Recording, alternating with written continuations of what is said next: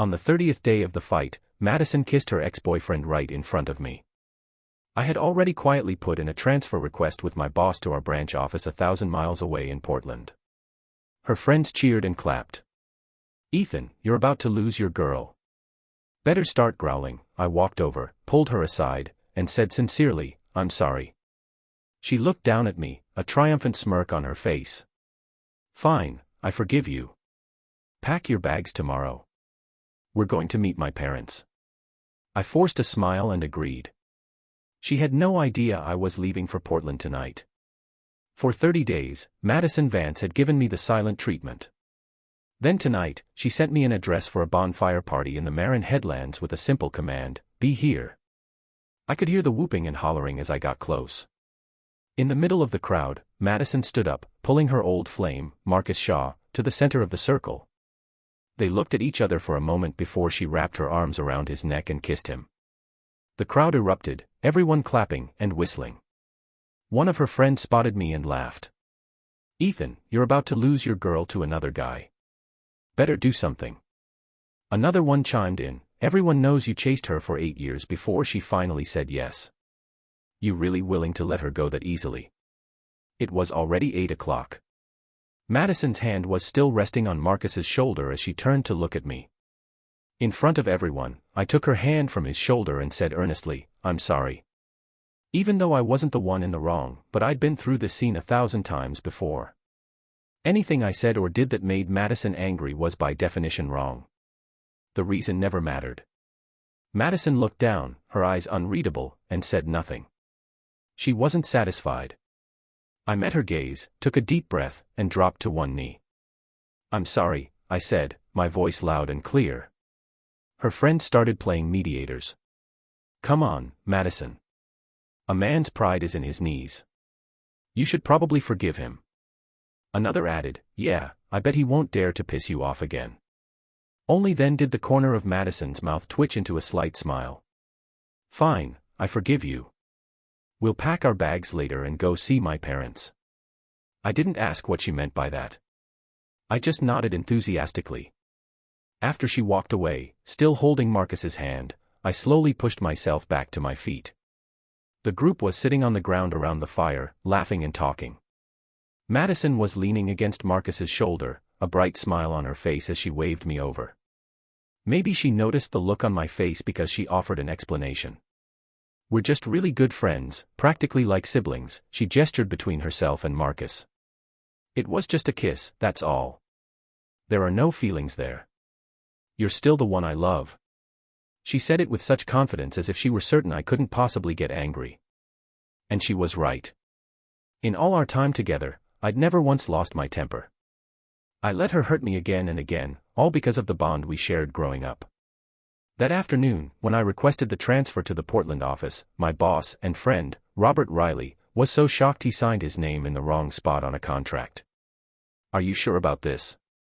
You want to cash out your equity and use it to fund the Portland expansion yourself?" he'd asked dumbfounded. "Portland's a backwater compared to this.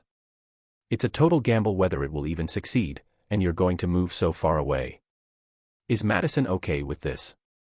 I slid the transfer application across his desk. I made up my mind. I'm not changing it. As for Madison, she didn't matter anymore. We broke up. What? Robert was completely floored. Yeah. 30 days of radio silence. As far as I'm concerned, we're done. Because yesterday, I'd seen it all on TikTok. Marcus Shaw was back in the country. On the very first day of our fight, Madison had gone to the airport to pick him up. In just 30 days, they had traveled all over the West Coast, posting videos of themselves in tight embraces at every scenic viewpoint. Marcus had posted every single one. His followers went wild, gushing about how he'd made them believe in love again. Madison had only responded to the comments with a single blushing emoji. She never denied a thing. In the last video, Marcus had asked her with a smile, "So, you want to get married?" She was curled up in his arms and shook her head. "No, I have a more suitable person in mind for marriage. He's gentle, obedient, good-tempered, and he even does all the housework. A perfect family man. As for you, you could just continue your journey of freedom. It was the first time in all the years I'd known her that I'd ever seen her be so considerate of someone else. Madison and I had known each other since we were kids. The first time I saw her, she was in a t-shirt and overalls dragging a heavy bag of groceries. Her face was smudged with dirt, but her eyes were bright and captivating. On some strange impulse, I walked over with my own suitcase and asked her, "Need a hand?" She didn't stand on ceremony. She looked me up and down, decided I was trustworthy, and handed me the groceries while taking my suitcase in return. It wasn't until we got to our destination that I realized she was also moving to the small valley town to live with her grandma. But I was there because my parents had passed away. She was there because hers were too busy with work to take care of her. And as it happened, I was a year older. Little by little, I started looking out for her. Later, when she got into my high school, I realized my feelings for her and began leaving her little gifts, paying attention to her every word and move. Everyone knew I was in love with her. I watched her date someone else for a while, then saw it end for reasons I never knew. After high school graduation, I finally told her how I felt. Just like that, we were together for nearly 10 years. In my eyes, she was still that same vibrant, lively girl, just a little immature, a little thoughtless. It didn't matter. I was willing to indulge her until she started crossing more and more lines. One time, a female colleague of mine fainted from exhaustion at the office after hours. I found her, called an ambulance, and helped out until things were stable. Madison found out from a friend who worked as a nurse that I'd been at the hospital with another woman and she stormed in screaming at me. When my colleague tried to defend me, Madison called her a derogatory name, but we were completely innocent. I was just helping get her settled until her husband arrived, which he was already on his way to do. When Madison saw the husband, she just scoffed. "Your wife is hooking up with my boyfriend," she said, then stormed out. Luckily, the husband didn't believe her and just thanked me repeatedly. When I finished up and tried to call Madison, I found she'd blocked me. I went home to find she'd moved all her things into the spare bedroom. I wrote her letter after letter, which she tore to shreds and threw back at me. I cooked her favorite meals and she threw them out. When she was hungry, she'd order from DoorDash and leave the trash by the door for me to clean up. No matter what, she refused to speak to me. Then she forced me to stay in a hotel, saying she couldn't stand the sight of me and that I needed to go reflect on what I'd done before I could come home. Thinking back on it now, I shook my head. She didn't want me to reflect. She just wanted me out of the way so I wouldn't interfere with her reunion tour with her first love. Leaving San Francisco would be hard. I admitted there were things I'd miss. But I also knew the business here was mature with or without me. As long as there were no major disasters, it would run just fine. Portland was different. It was a semi-developed market. Going there would be a chance to build something new, to prove my own value again. Besides, Robert was basically handing me the entire Portland branch. My thoughts returned to the present. Madison's friends were now telling me not to be so petty. Seriously, they're just like siblings. If there was really something going on, she'd be taking him home to meet her parents, not you. I looked at the tight circle they formed around the fire. There was clearly no space for me. As if sensing this, Madison called out for everyone to scoot over and make room. They shifted reluctantly, leaving a tiny gap. I'm a tall guy. It was nowhere near enough space. Madison didn't seem to care. She patted the ground behind her. Sit down. So, what if it's a little tight? As long as you can see, it's fine. With that, she turned back, opened a bag of chips, and fed one to Marcus, not sparing me another glance. Someone spoke up, "Marcus, I hear you've been traveling the world. What made you decide to come back?" Marcus smiled, taking Madison's hand in his. To see who the girl I used to love ended up marrying, of course. As he spoke, his eyes and then everyone else's landed on me. The meaning was clear. I scanned the circle of faces, but said nothing. Madison was not pleased. She shot me a look of pure annoyance. What? You can't even say a single reassuring word. I sighed, about to say something just to keep the peace, but Marcus cut me off. Hey, forget it, man. We're all guys here. I get it. He clapped his hands together. I'm sure he's planning on treating Madison right. I get it. Madison's eyes filled with disappointment. She ignored me for the rest of the evening. They grilled burgers and hot dogs, listening as Marcus recounted his adventures. He'd sold handmade leather bracelets on the street. He'd invested some money and started a business. In the end, he'd taken the $50,000 he earned and donated it all to charity. Now, he was a content creator with 2 million followers across his platforms. Everyone thought he was so brave, so willing to try new things. He was beaming with pride. Of course, I'm not one of those timid people who are afraid to be independent. You have to try a little of everything to know what you really want. Madison was looking at him with pure admiration. I stayed silent, mentally counting down the minutes, trying to figure out how to make my escape. I don't know when, but Marcus's gaze fell on me again, a mocking glint in his eyes. So, Ethan, my man, when are you planning on starting your own company so Madison can be a CEO's wife? Right.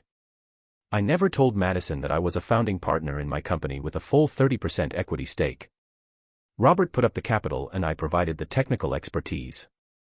Technically, I was a boss. I just preferred to avoid the corporate decision-making, leaving most of it to Robert. I was content to call him Mr. Riley and act like his subordinate. In Madison's eyes, I was just another worker collecting a fixed monthly salary. Madison let out a sharp laugh. Forget it, she said dismissively. He's destined to be a wage slave for life. Counting on him is like waiting for money to fall from the sky. You'd have better luck asking him how to avoid getting fired. The group burst into laughter. Energized by the attention, Madison launched into a collection of my most embarrassing moments. She told them about the time I fell into a muddy ditch protecting her. The time I practically begged her on my knees to eat breakfast. How whenever she called, I had to drop everything and run or I wouldn't be allowed back in the house. Everyone was howling. Damn, Ethan, you've been a servant since day one. Madison, you've really got him trained well.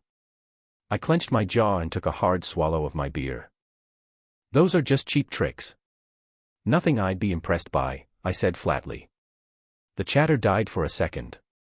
Ethan, you don't have to say that just to save face. There's nothing wrong with having a job. You just stay poor your whole life. That's all, someone said. Marcus didn't take me seriously. He just scoffed. Oh, yeah. Let's hear it. What world-shattering things have you done? Maybe you grew up and filled in that muddy ditch. He laughed, and a few others joined in. I looked at the group and slowly named a breakthrough pharmaceutical compound that had played a massive role during the COVID-19 pandemic. The clearing fell silent for a moment. Are you saying you're partly responsible for ending the pandemic faster? One of them asked incredulously. You really know how to flatter yourself. If that were true, you'd be rich by now. You wouldn't be wearing that cheap jacket, another said, and he was right.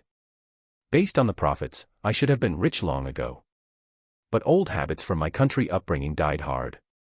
Even Madison didn't know about it. Her face darkened. All right, that's enough bragging. The moment she spoke, everyone relaxed. See, Madison said it. Ethan's just full of it. But I kept my eyes on Marcus. Then can you tell me what kind of material you use for your leather bracelets? How long does it take to set the dye? As for your investments, what exactly did you invest in?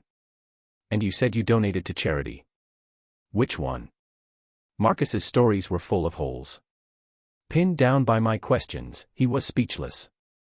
Finally, he flushed with anger. None of your business. Madison, what's with your boyfriend? Is he interrogating me? I came here to have a good time, not to be cross-examined. As he spoke, his face grew darker. Madison, terrified, immediately started soothing him, then shot me a cold glare. Apologize. The others chimed in. Yeah, hurry up and apologize. You pissed Marcus off, and now Madison has to fix it. Was it really necessary? I let out a cold laugh and said nothing. I glanced at my phone. 3 hours until takeoff. With everyone's eyes on me, I stood up. I've got something to do. I'm heading out. Madison caught up to me just as I was opening my car door, blocking my way. Ethan, are you trying to start a fight tonight? Now everyone's miserable. She grabbed my hand and tried to pull me back toward the fire. Come back with me and apologize. If you don't, I'm not taking you to see my parents tomorrow. I shook her hand off, my voice flat. Why should I? They were the ones talking trash. Why didn't you think to have them apologize to me first? Madison frowned. Her patience was gone. They were just joking. If you don't like it, we'll be more careful next time. Even now, she was still on their side. Whatever, she sighed. Just go home and pack our bags. We'll leave tomorrow afternoon. I grunted in what could have been agreement. She visibly relaxed. Come pick me up later. I'll call you. I clutched the plane ticket in my pocket and smiled. Okay. Her worries eased. She smiled and ran back to the party. I waited until I saw her sit down, then started the car and drove straight for the airport. Looking at Madison's contact on my phone, I hesitated for a long time before finally blocking and deleting her number. She was in San Francisco. I was going to Portland. From now on, we would never see each other again. After it was done, I rolled down the window and let the cold wind rush in. I took a deep breath and for the first time in a long time, it tasted like freedom. When I got to the airport, I popped out my SIM card and threw it in a trash can. Good riddance. When Marcus dropped Madison off at home, she was still drunk. The apartment was dark and empty, but she didn't notice. It took Marcus fumbling around for a minute to find the light switch. He helped her onto the sofa and looked around. Madison, where's your kitchen? Madison didn't hear him. She was mumbling a name. Ethan, give me some water. There was no response. A strange, unsettling feeling prickled at her. A flicker of panic. Marcus complained. What's with Ethan? Did he just fall asleep? Forget him. I'll get you some water. He stood up and started looking for the kitchen. Madison's unease subsided, replaced by a surge of anger. Unbelievable, she muttered, her gaze falling on the coffee table. There was usually a vase of fresh flowers there, something I brought home every day. Now it was empty. She didn't think much of it. Maybe since I hadn't been home for 30 days, the old ones had wilted and been thrown out. Marcus came back with a glass of water, but Madison took one sip and pushed it away, refusing to drink any more. Even drunk, she would only drink grapefruit seltzer. It was a little habit only I knew. Marcus didn't, and Madison didn't notice. For some reason, she missed me terribly. Marcus sat next to her and asked if she wanted to go to her room. She waved him off, slurring, I can do it myself. He frowned, looking concerned. I don't feel right leaving you. I have Ethan, she said. The words shut Marcus up immediately. Madison forced herself to stand and stumbled upstairs, shooing him out of the house. She went straight to my room and opened the door only to find it completely empty. It looked as if no one had ever lived there. The alcohol vanished from her system in an instant. Her hand on the doorknob began to tremble. Didn't he agree to meet my parents? She ran to my home office, my workshop. Everything was gone. The kitchen, the study, the small balcony. There was no trace of me anywhere. Her heart started hammering against her ribs. She fumbled with her phone, her fingers clumsy as she tried several times to dial my number. It rang and rang, then went to voicemail. Tears started streaming down her face. She called my grandma. Her phone picked up quickly. After listening to Madison's frantic questions, my grandma sighed. My boy went to Portland, honey. He'll only be back for the holidays to visit me now. Clatter. The phone slipped from her hand and hit the floor. Madison's expression was blank, but tears flowed freely, her chest heaving with ragged breaths. No, that's impossible. Impossible. My grandma, not understanding, continued, why is it impossible? You weren't good to my grandson, so of course he was going to leave. And from now on, you don't need to call me either. Madison didn't speak, just sobbed. My grandma quickly hung up. All the strength drained from Madison's body, and she collapsed against the balcony doorframe. Looking back now, all the signs were there. She had taken my love for granted, betraying me time and time again. Tonight, she had even kissed another man right in front of me. The reality that I was truly gone hit her and she began to wail. She cried until she was exhausted and fell asleep right there on the floor. The next morning, Madison was woken by her ringing phone. She groggy answered it. It was her parents. "Hello, honey. When are you bringing him home?" they asked. Madison felt the tears coming again. "Mom, there's no him anymore. He went to Portland. He said he's never coming back." Her mother didn't sound surprised, just sighed. "I told you not to mess around with shady people. Well, now you see. Since it's come to this, don't even think about chasing after him. Just focus on your job." Then she added, "It's time he got back to being himself."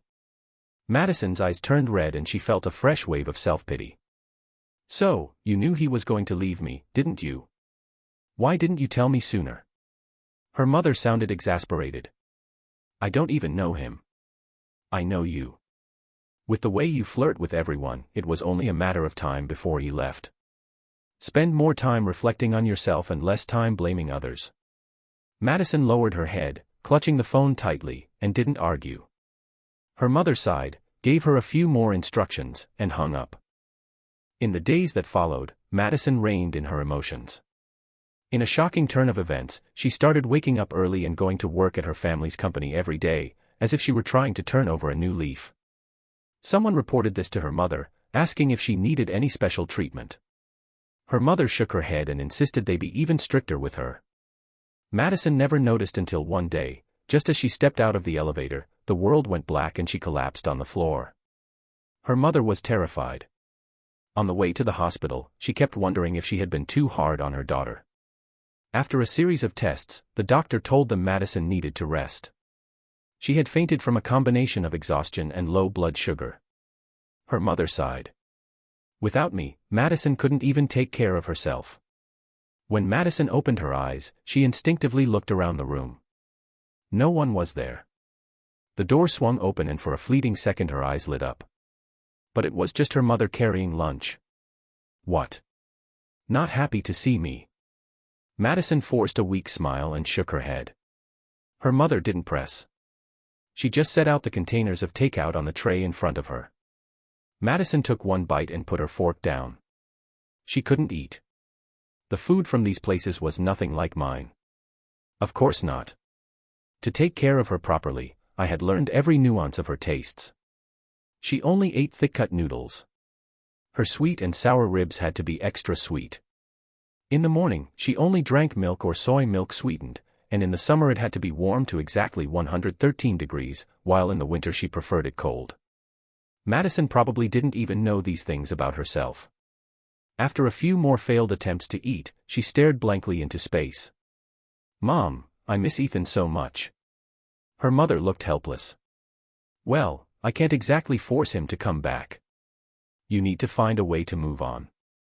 Madison fell silent and laid back down. She thought she might as well sleep.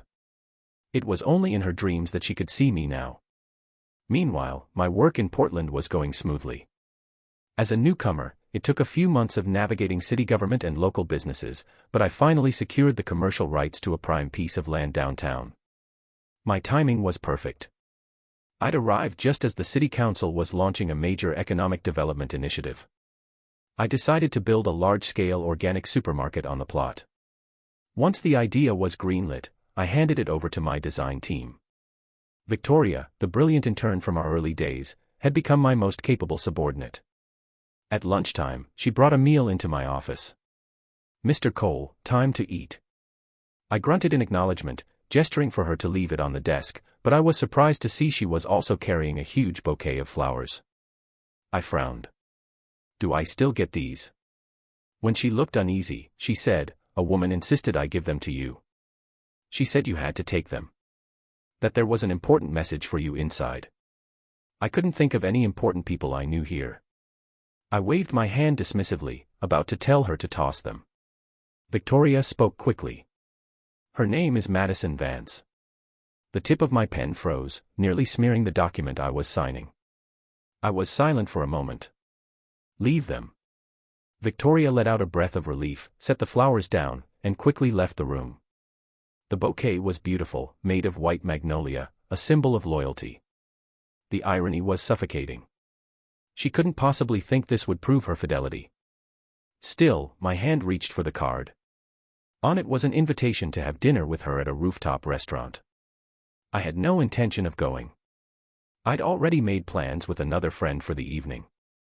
I just didn't expect Madison to have already gotten my friend. He led me straight to the restaurant Madison had booked. I shot him a death glare.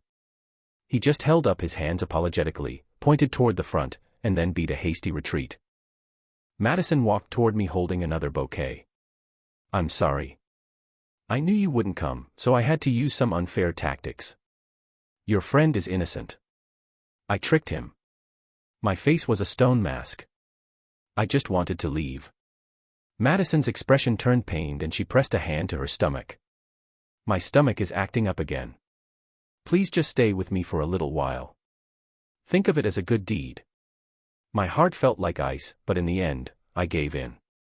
The meal was silent. She used to be the one who would chatter endlessly at the dinner table, telling me about her day while I peeled shrimp for her and smiled along. Looking back now, there was a certain warmth to those memories. As if sensing my thoughts, she started talking about what she'd been doing. She said she'd finally started contributing to her family's company. She'd recently managed a project, done a great job, and made her parents very happy. I just nodded, focusing on cutting the steak on my plate.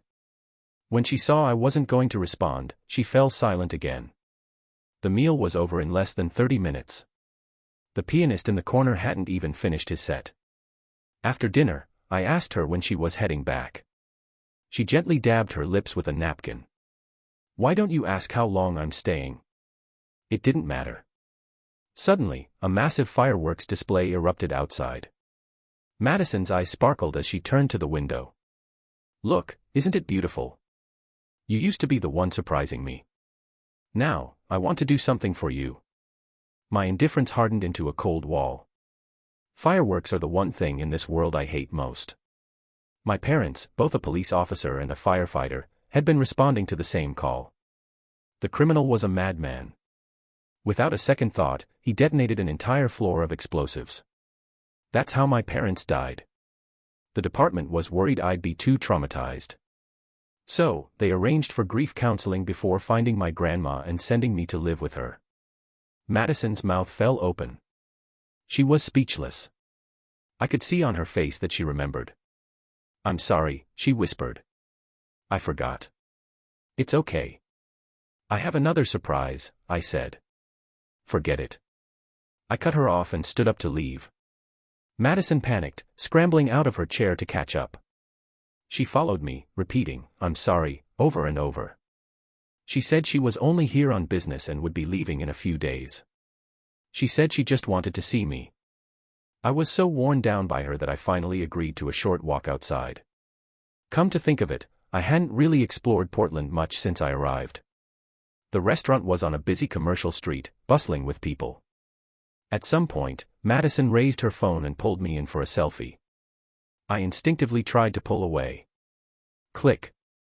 Too late. She leaned in, showing me the screen. "Don't we look great?" I glanced at it, but didn't care. Madison continued. "You know, this is our first picture together." She paused, and I let out a short, bitter laugh. So, she did know. In 10 years of dating, I had tried countless times to get us to take photos together like other couples. But Madison always had an excuse. She was too busy. The lighting was bad. But she had no problem filming an entire travel series with Marcus. Tirelessly posing for the camera. I said mockingly, "It's fine. You have plenty of pictures with Marcus." I pulled out my phone and played one of the TikTok videos for her. "See, they're really nice." The color drained from Madison's face. Her hand trembled as she reached for my phone, but I pulled it away. When she looked up at me, her eyes were filled with panic. Finally, she just grabbed the corner of my jacket. "It's not like that," she pleaded. I wasn't thinking straight.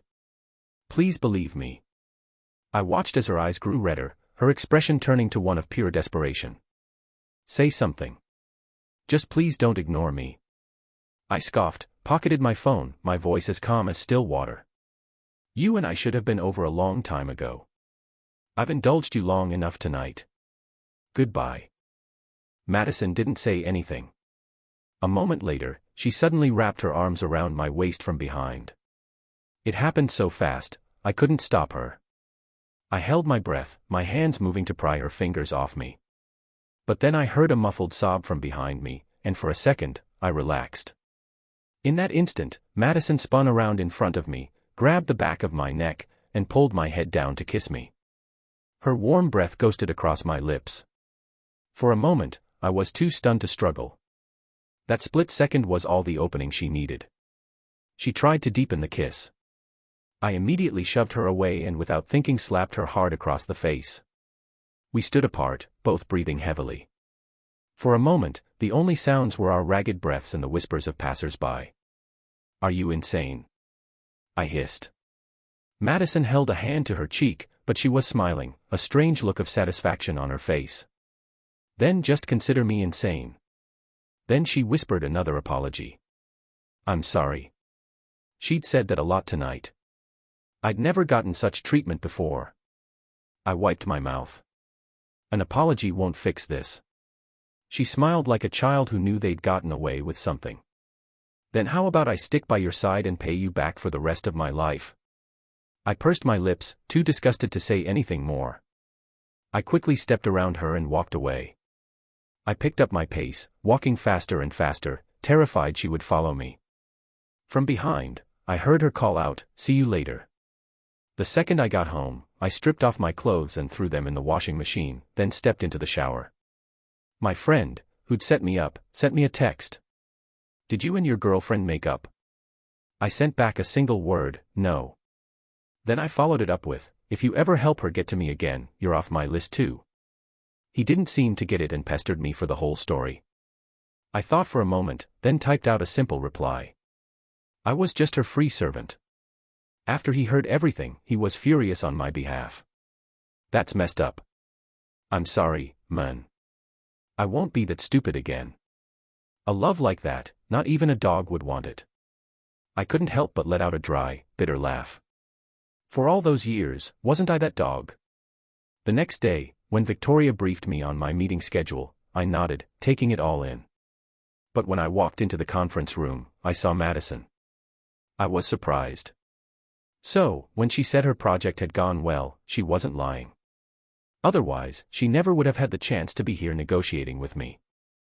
I leaned back in my chair, spinning a pen between my fingers as I listened to her present her project analysis and plans. It was genuinely impressive. The profit margins were skewed heavily in my company's favor. After the meeting, she followed me out. So, do you like my gift? I'm starving. Can we get something to eat? I had Victoria order her some food. I ate at my desk while she sat across from me. She ate very slowly. I ignored her and focused on my work. Eventually, the meal had to end. She cleaned up her spot and looked at me, her voice tinged with a pleading tone. Ethan, I'm heading back soon. Will you come see me off? I didn't answer. We'll be working together in the future, you know. At the end of the day, it was hard for me to say no to money. I grunted, which she took as a yes. The drive to the airport was silent. When I pulled up to the departure's curb, Madison's tears started to fall, and she couldn't stop them. Can we get along like we used to? For the sake of the partnership, I suppose we can, I said. She took a sharp breath. No, not like that. I mean, like before. I said nothing. In a flustered motion, she held out her hand. Then, let's start over. It's like we're meeting for the first time. My name is Madison Vance. My patience had worn thin. You should go. I'll see you at work. I gave a small wave and drove off without looking back. Back at the office, I threw myself back into my work. After a few weeks, I finally found some time to call my grandma. She said she missed me and was thinking of coming up to Portland to visit. She asked if I had time. Of course, I had time, I said. Worried about her traveling alone, I immediately had Victoria fly out to our old hometown to pick her up. Before she arrived, I postponed every meeting I could and worked overtime to clear my schedule, freeing up 3 full days. When Grandma arrived, she brought a suitcase full of homemade jams and preserves. She held my hands and looked me up and down for a long time. "My dear boy, it's been so long since Grandma's seen you." It was true. Back in San Francisco, no matter how busy I was, I went back to see her every single week. Madison would even come with me sometimes. After a few days, my grandma decided to stay for a while.